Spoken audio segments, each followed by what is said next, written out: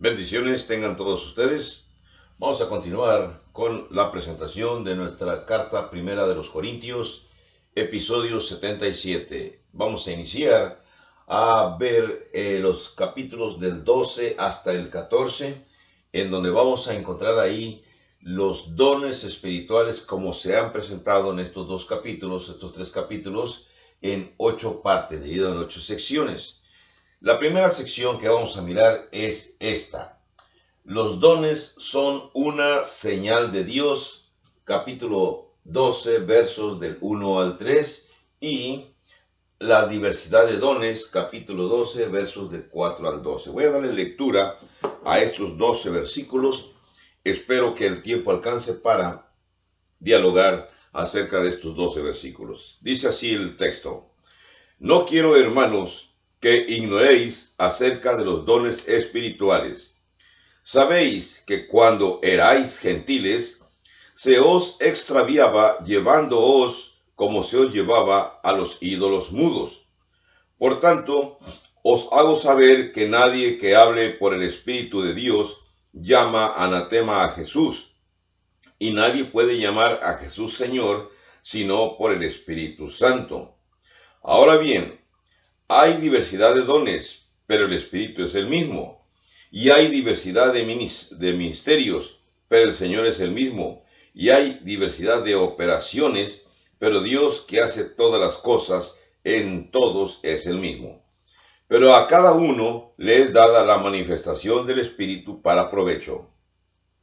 Porque a este es dada por el Espíritu palabra de sabiduría, a otro palabra de ciencia según el mismo Espíritu, a otro fe por el mismo Espíritu, y a otro dones de sanidades por el mismo Espíritu, a otro el hacer milagros, a otro profecía, a otro discernimiento de espíritus, a otro diversos géneros de lenguas, y a otro interpretación de lenguas.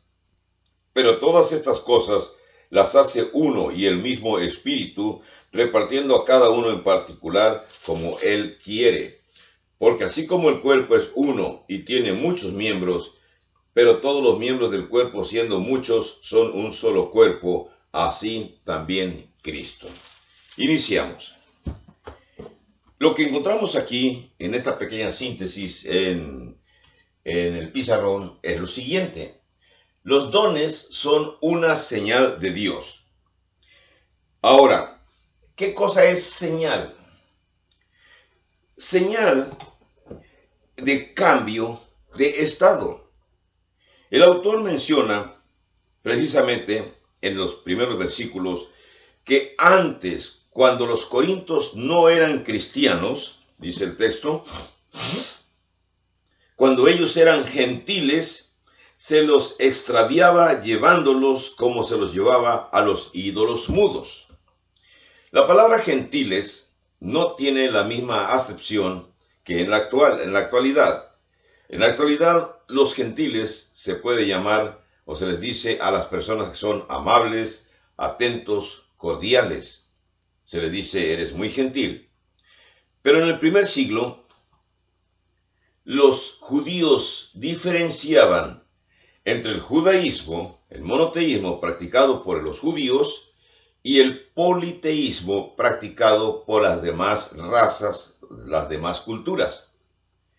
Como estamos hablando de Corinto, y Corinto está situado precisamente en territorio greco-romano, pertenece a Grecia, esa cultura, entonces los griegos son llamados gentiles. ¿Cuáles son los ídolos mudos? Un ídolo mudo es cualquier manifestación que un humano realiza para conservar o para rendir la adoración en honor de un Dios, de un santo, de una divinidad. Los griegos tienen sus divinidades, tienen su Zeus, su Apolos o su Afrodita, por mencionar solamente tres del gran panteón griego. Y los griegos son enseñados en su cultura en esa época a que esos son los dioses que los gobiernan.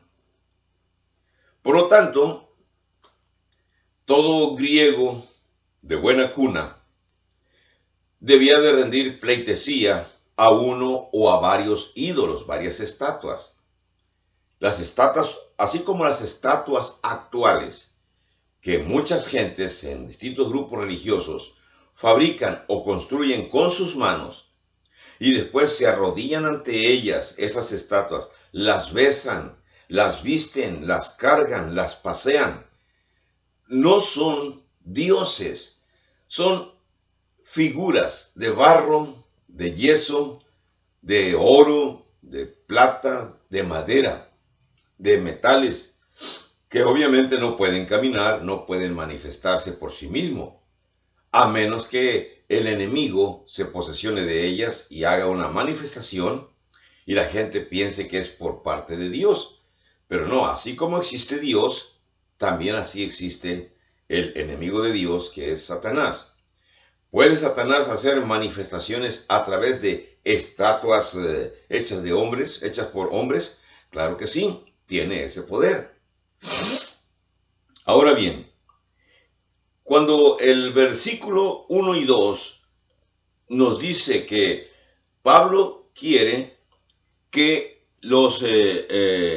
no quiero, hermanos, que ignoren acerca de los dones espirituales, y comienza con su explicación, se les está diciendo que antes de la manifestación de los dones espirituales, ellos eran llevados a adorar a esos ídolos mudos, muertos. Pero una vez que se convirtieron en cristianos, algunos de ellos comenzaron a hablar por el Espíritu Santo, dice el versículo 2. Sabéis que cuando erais gentiles se os extraviaba llevándoos como se os llevaba a los ídolos mudos. Entonces, los ídolos son mudos, pero los apóstoles no. Los que enseñan correctamente el cristianismo en el primer siglo, en esa población de Corinto, no son mudos. Así que ellos hablan por el Espíritu Santo. ¿Cómo que habla por el Espíritu Santo? Verso 3. Por tanto, os hago saber que nadie que hable por el Espíritu de Dios llama anatema a Jesús. Y nadie puede llamar a Jesús Señor sino por el Espíritu Santo. Los primeros evangelistas, los primeros cristianos, los primeros apóstoles llevaron el mensaje de Dios. Y si lo llevaban eran porque obtenían conocimiento milagrosamente obtenido acerca de el Antiguo Testamento, acerca de nuestro Señor Jesucristo. Me refiero a los que eran de raza griega, que comenzaban a hablar porque obtenían conocimiento milagrosamente, aparte de lo que los apóstoles les transmitían. Cuando los que enseñaban eran judíos, ellos ya de sí habían obtenido conocimiento anterior. Pero Pablo había recibido instrucción directa, al igual que los demás apóstoles, de nuestro Señor Jesucristo. Instrucción que tenían que retransmitir a otras personas cuando querían que se convirtieran en cristianos. Y ese grupo de cristianos que los apóstoles fueron convirtiendo del mundo gentil al mundo cristiano, son precisamente lo que Cristo le llama mi iglesia o mi eclesía, o los escogidos, los que son llamados fuera del mundo de los gentiles para ingresar al mundo de los cristianos. En la actualidad es lo mismo. Si usted no es cristiano, usted todavía sigue perteneciendo al mundo de los gentiles, pero aceptando la connotación que se daba en el primer siglo acerca de la palabra gentiles, no en la actual, no la connotación actual, cuando se menciona, cuando ya expliqué que a los gentiles se les llama a las personas que son amables, atentas, cordiales, buenas personas.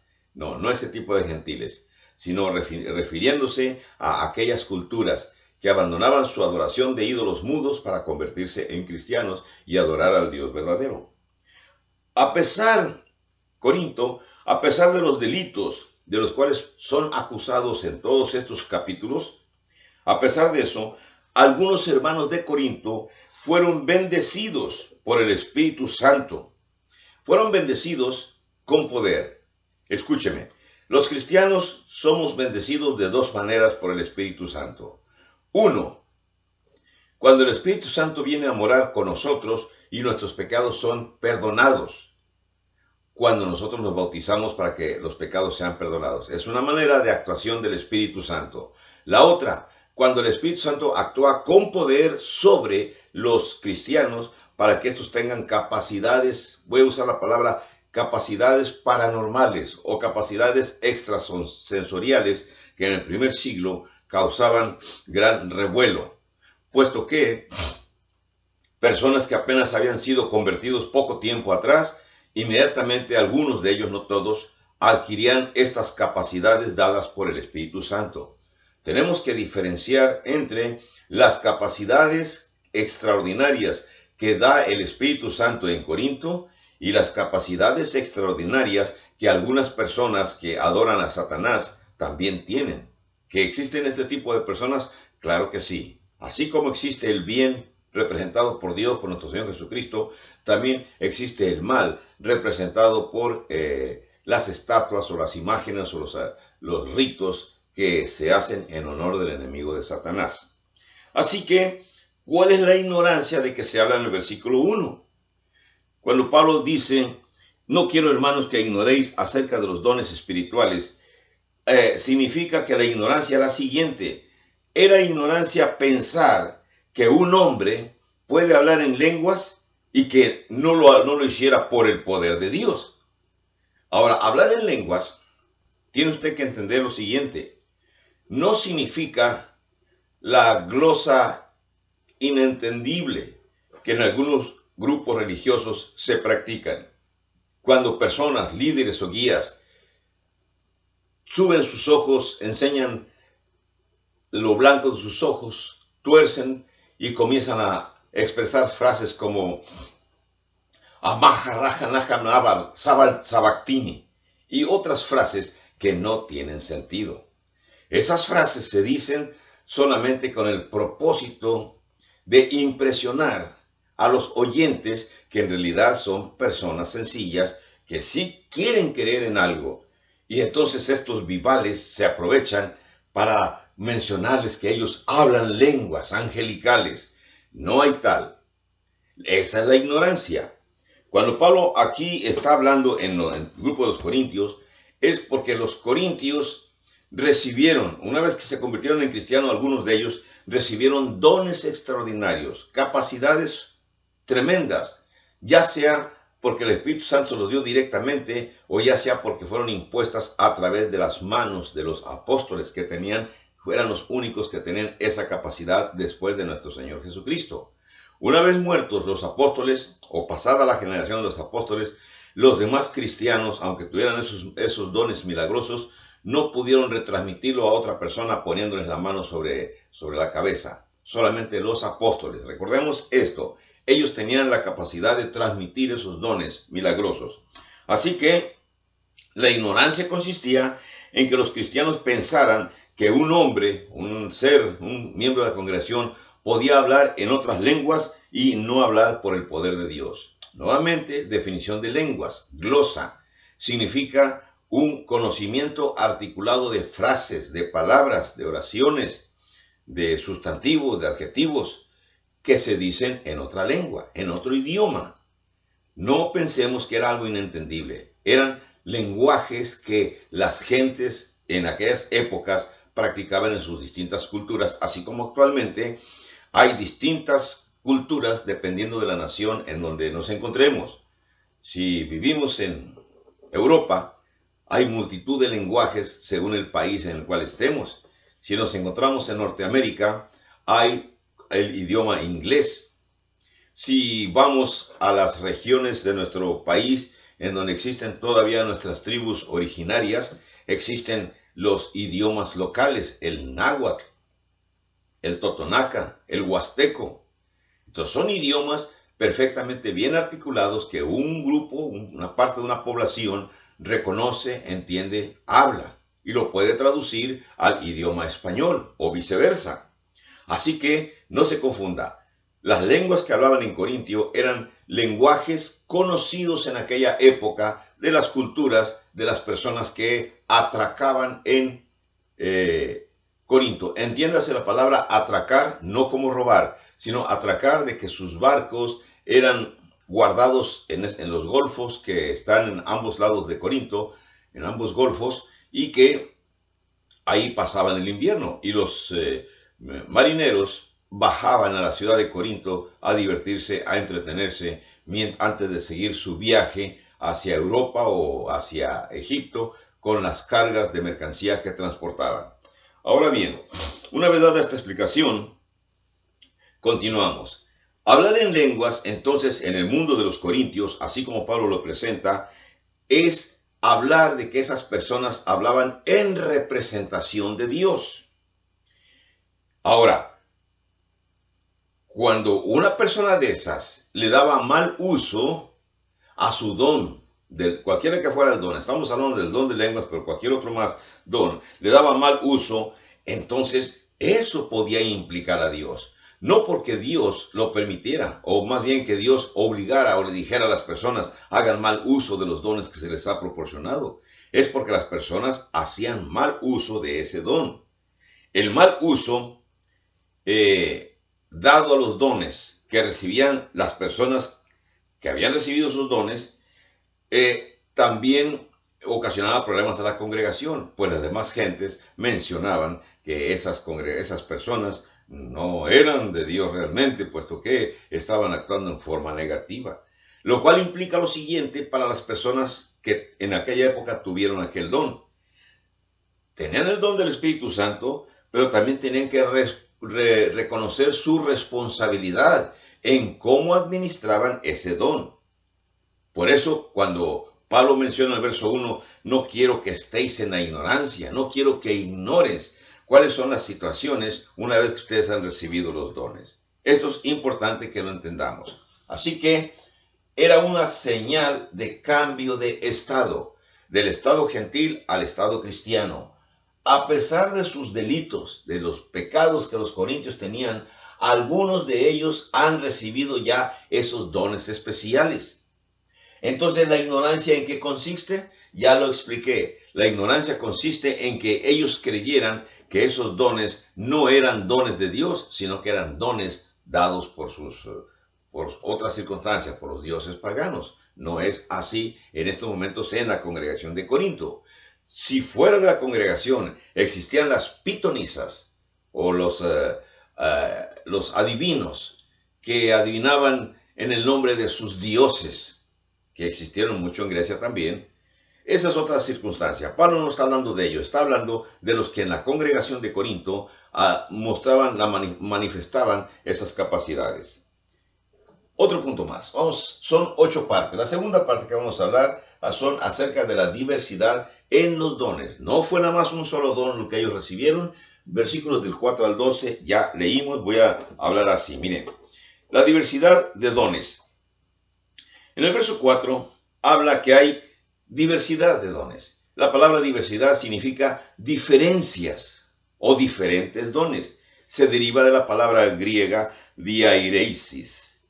Dones, dice el versículo 4, es lo mismo que ministerios, versículo 5, o que actividades en el versículo 6. Dice el versículo 5, hay diversidad de ministerios, pero el Señor es el mismo. Verso 6, hay diversidad de operaciones o actividades, pero Dios que hace todas las cosas en todos es el mismo. O sea, el mismo Dios es el que daba dones, daba ministerios y daba la oportunidad a ciertos corintios, a ciertos cristianos, que también realizaran ciertas actividades u operaciones como aparece en la versión Reina Valera que estoy utilizando. Pero, sin embargo, esta es la conclusión. Aunque hay diversidad de dones, de ministerios o de actividades o de operaciones, uno solo es el Señor que la proporciona. Esto es importante. Cuando se menciona que un solo Señor es quien confiere todos, noten lo que dice el verso 4. El verso 4 dice, el Espíritu. Hay diversidad de dones, pero el Espíritu es el mismo. Y luego noten el verso 5, hay diversidad de ministerios, pero el Señor es el mismo. Y en el verso 6 dice, y hay diversidad de operaciones, pero Dios que hace todas las cosas en todos es el mismo. Noten ustedes que quien efectúa lo mismo es la deidad. Y en esta sección, versículos 4, 5 y 6, aparecen los 3 nombres de la deidad. Aparece el Espíritu Santo, aparece el Señor, que se refiere a nuestro Señor Jesucristo, y aparece Dios Padre. Entonces, la deidad, como algunas personas mencionan, una sección de la Trinidad. Trinidad o deidad. La Trinidad, usar la palabra Trinidad, muchas personas la mal usan para decir que la Iglesia de Cristo es politeísta, puesto que tiene 3 dioses. No vamos a discutir esto en este momento, porque son ataques nada más para la Biblia. La Biblia menciona y está hablando aquí de la deidad en 3 personas. El Espíritu Santo, nuestro Señor Jesucristo, que es el Señor, y Dios Padre. Versículos 4, 5 y 6. Quiero que entiendan eso, lo notable que es el uso intercambiable de los 3 de la deidad. O sea, ¿Cristo Jesús es la deidad? Sí. ¿El Espíritu Santo es la deidad? Sí. ¿Dios Padre es la deidad? Sí. O sea, ¿Cristo es Dios? Sí. ¿El Espíritu Santo es Dios? Sí. ¿Dios Padre es Dios? Sí. Ahora, el Espíritu Santo no puede ser aislado, separado del resto de la Trinidad. Eso hacen grupos sectarios distintos. Los trinitarios son unos de ellos. Lo hacen también otro grupo que se llaman los Testigos de Jehová, que hacen esa separación.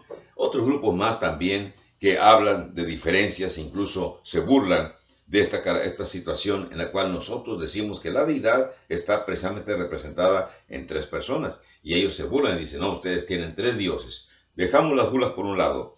Ahora, decimos que el Espíritu Santo no puede ser aislado de la deidad. Forma parte y es parte de la deidad.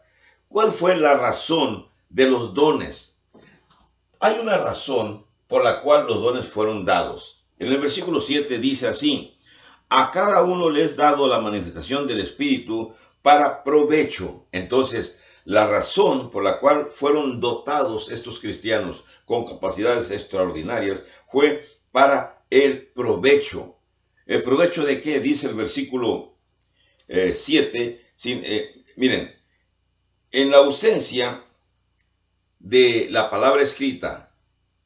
¿Por qué digo esto? En el primer siglo todavía no existía nuestro Nuevo Testamento como lo conocemos ahorita. No existía la Biblia así como está ahorita. Existían los rollos que incluían todos los libros del Antiguo Testamento y existían cartas aisladas del Nuevo Testamento que posteriormente fueron unificadas en un solo libro, o más bien fueron reunidos junto con el Antiguo Testamento. Pero antes existían cartas que se mandaban a los efesios y los efesios se las daban copias a otras congregaciones. Cartas que le mandaron a los tesalonicenses y los tesalonicenses hacían copias para mandarlas a otras regiones, a otras congregaciones. Entonces esas copias todavía no se pueden considerar que sean ya el Nuevo Testamento total. Por eso mencionamos que la razón por la cual los dones fueron dados es que todavía no existía la totalidad de la palabra escrita. Y si no existía la totalidad de la palabra escrita, la comunidad necesitaba aprender, necesitaba saber. Era para el provecho de la comunidad cristiana. Esto es interesante que lo entendamos. Algo más. ¿Cómo fue dado?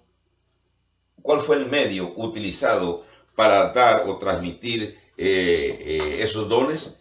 El medio es el Espíritu, dice el verso 8, porque a este es dada por el Espíritu palabra de sabiduría, a otro palabra de ciencia según el mismo Espíritu, a otro fe por el mismo Espíritu, verso 9, y a otros dones de sanidades por el mismo Espíritu, a otro el hacer milagros, a otro profecía, a otro discernimiento de espíritus, a otros diversos géneros de lenguas y a otros interpretación de lenguas.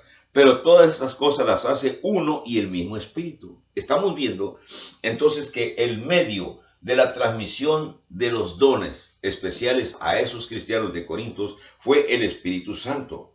El Espíritu Santo fue el que les dio a unos don de la palabra de sabiduría, de conocimiento. A otros les dio el don de la fe fuerte, la fe activa. A otros les dio el don de realizar sanidades, de realizar curaciones. A otros les dio el don de realizar milagros, que son cosas que vencen, vamos a decir, que vencen la situación de la física, rompen las reglas de la física actual. Otros recibieron el don de la profecía, versículo 10. Otros recibieron el don del discernimiento, del entendimiento, de la interpretación de lenguas. Otros recibieron los dones, cualquiera de los dones. cada cristiano fue recibiendo de acuerdo a una manera. Ahora, ¿cuál fue el propósito? El propósito era llenar el vacío de conocimiento en la infancia de la iglesia. O sea, en los inicios de la iglesia, ¿cómo le hacían los que iban enseñando el evangelio para transmitir el conocimiento de Dios? Lo reafirmaban con estas actividades. Enseñaban la palabra de Dios y después de que la enseñaban, la reafirmaban con estos actos maravillosos que ellos realizaban, esas maravillas. Así que eso era en la infancia de la iglesia. Pero ¿cómo fueron distribuidos esos dones? Se usó la discriminación y se usó un diseño. ¿Por qué decimos discriminación? Otra vez, la connotación o el significado para discriminación en la palabra discriminación en la actualidad es un significado peyorativo. Se discrimina para ofender, para separar personas en una sociedad según las características que tiene, características de raza, de educación, de color de piel, etc. Pero en aquel entonces, o el uso adecuado de la palabra discriminación es así, como dice el versículo 11 y 12. Dice: todas estas cosas las hace uno y el mismo Espíritu, repartiendo a cada uno en particular como Él quiere. Quiere decir que el Señor discriminaba, el Espíritu Santo discriminaba. No a todos los cristianos que tenían dones les daba el mismo don, sino que unos recibían un don, otros recibían otro don. Esto es interesante. Cuando el texto dice que se repartía cada uno en particular según su voluntad, era el Espíritu Santo quien repartía con discriminación y con un diseño específico. El Espíritu Santo tenía su propósito de dar la manera de dar los dones y en la manera en que los entregaba a personas diferentes. Pero él especifica en el versículo 12, son un solo cuerpo. Dice, porque así como el cuerpo es uno y tiene muchos miembros, pero todos los miembros del cuerpo, siendo muchos, son un solo cuerpo, así también Cristo. Había unidad en la iglesia, todos los miembros forman un solo cuerpo. Todos los integrantes de la comunidad de la iglesia de Cristo en el mundo formamos un solo cuerpo, la iglesia de Cristo. Así que el uso de los dones no debió de haber sido allá en Corinto el reflejo de la desintegración de la congregación, sino el reflejo de la unidad del cuerpo de Cristo. Estamos hablando de allá en Corinto. Pero así como en Corinto fue un problema debido a la jactancia de las personas que tenían sus dones, también ese problema sigue siendo una causa de desunión cuando son mal usados. ¿Fueron mal usados en Corinto? Por supuesto que sí. No todos mal usaron sus dones, pero sí fueron mal usados. Lo usaron para jactarse, para mostrar que eran diferentes, para mostrar que tenían poder. En el próximo video vamos a continuar con estas explicaciones que suenan interesantes para nosotros. Dios los bendiga. Hasta luego.